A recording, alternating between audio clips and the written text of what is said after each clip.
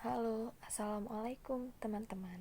Kenalin, nama saya Kholil Azma. Saya jurusan dari Bimbingan dan Konseling, Unit 2 Semester 2, Fakultas Usuluddin Adab dan Dakwah. Di sini, saya akan sedikit menjelaskan tentang perkembangan kognitif pada masa dewasa awal. Apa itu kognitif?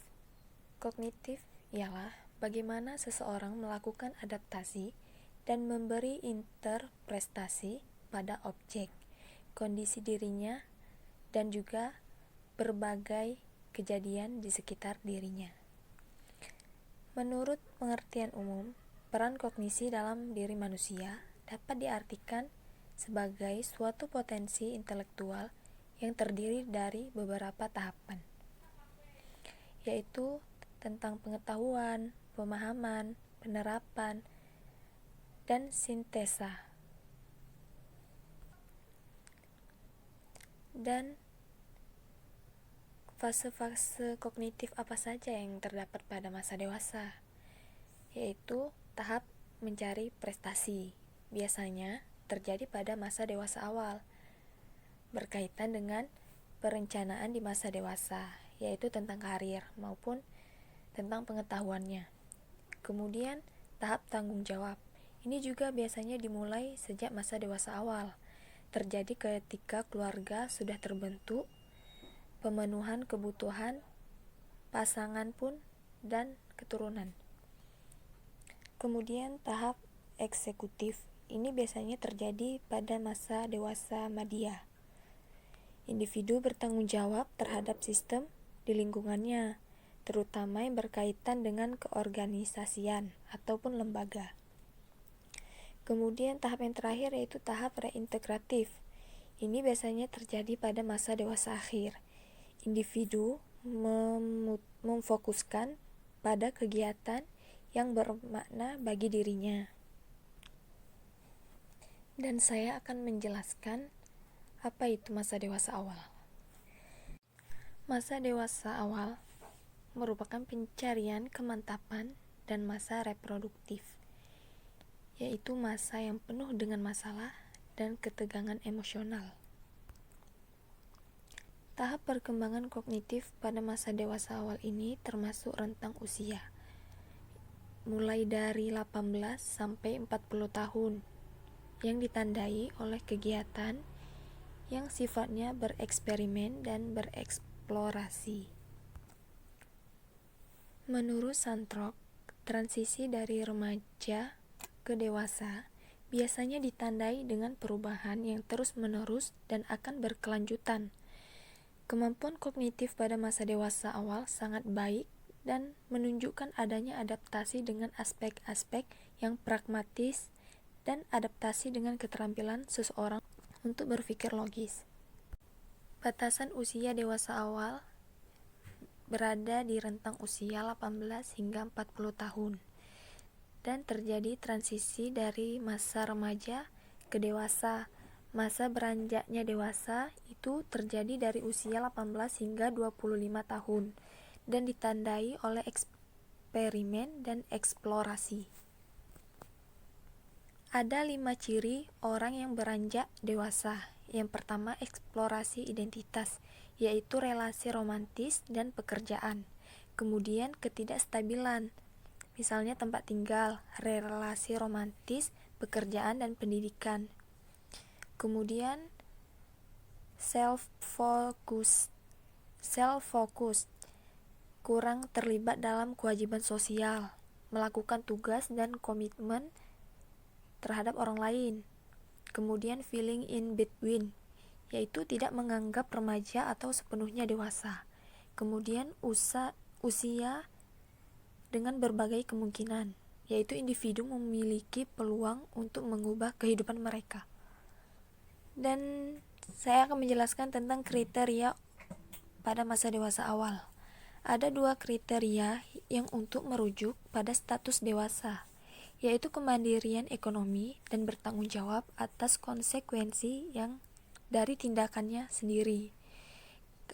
Misalnya di negara maju, Seseorang dikatakan dewasa jika memiliki pekerjaan yang sudah menetap pekerjaannya. Namun, ketika di negara yang berkembang, pernikahan seringkali dijadikan pertanda kedewasaan seseorang.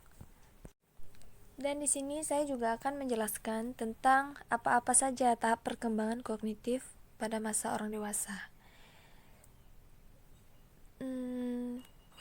Di sini terdapat beberapa tahap perkembangan orang dewasa. Yang pertama, tahap pencairan, yaitu masa kanak-kanak dan remaja.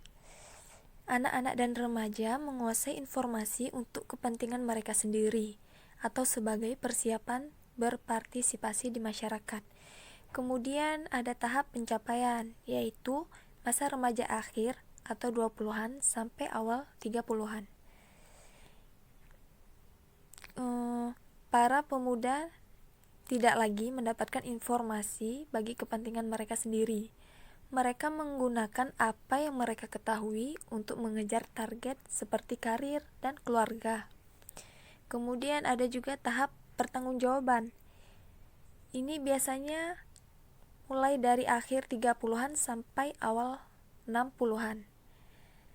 Yaitu orang-orang setengah baya menggunakan pikiran mereka untuk mengerjakan masalah praktis yang berkaitan dengan tanggung jawab terhadap orang lain seperti anggota keluarga atau pekerja dan lain-lainnya.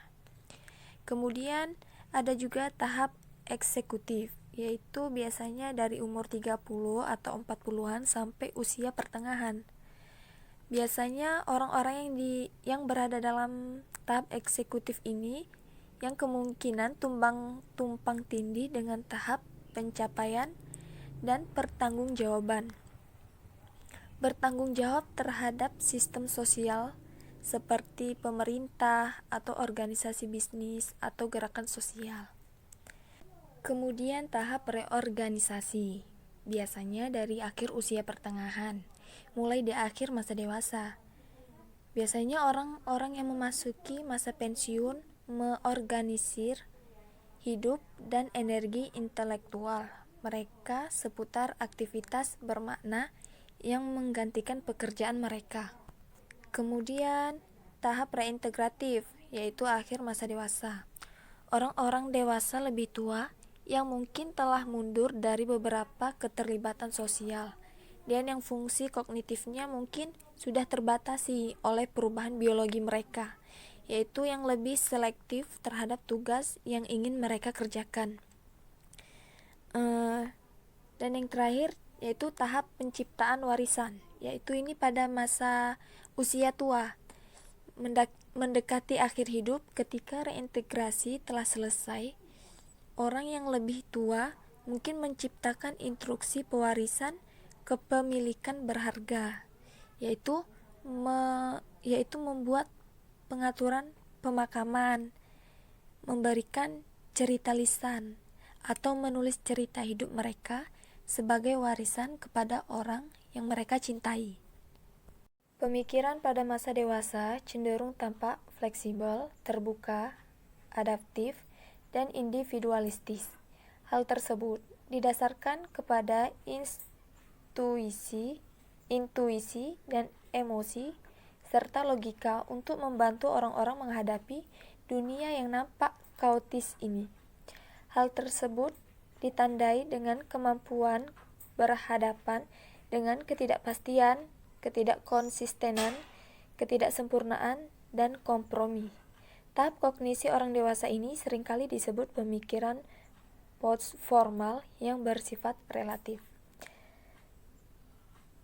Salah seorang periset terkemuka mengemukakan beberapa kriteria pemikiran postformal, diantaranya yaitu fleksibel, yaitu kemampuan untuk maju dan mundur antara pemikiran abstrak dan pemikiran praktis dan nyata. Kemudian multikausalitas, multisolusi, yaitu kesadaran bahwa sebagian besar masalah memiliki lebih dari satu penyebab dan lebih dari satu solusi, dan sebagian solusi berkecenderungan lebih besar untuk berhasil dibandingkan yang lain. Kemudian pragmatisme, yaitu kemampuan untuk memiliki yang terbaik dari beberapa kemungkinan solusi dan menyadari kriteria pemilihan tersebut. Kemudian kesadaran akan paradoks, yaitu menyadari bahwa masalah atau solusi mengandung konflik inherent, yaitu melakukan hal ini akan memberikan apa yang diinginkan, tapi akhirnya hanya akan membuatnya bersedih aja. Baiklah, mungkin hanya ini yang dapat saya sampaikan. Assalamualaikum warahmatullahi wabarakatuh.